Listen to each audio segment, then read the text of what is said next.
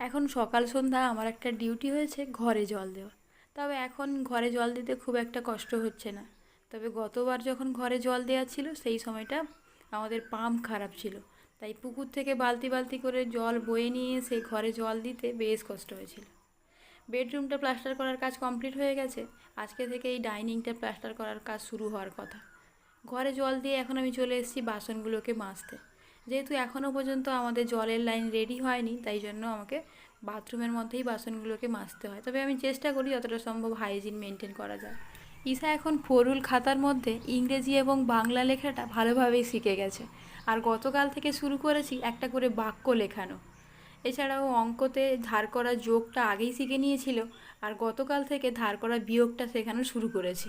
এদিকে কয়েকদিন ধরে প্রচণ্ড গরম চলার পর এখন বিকেলবেলা বেশ ভালোই একটা বৃষ্টি হলো। এতদিন পর বৃষ্টি হতে কী যে ভালো লাগছে সেটা বলে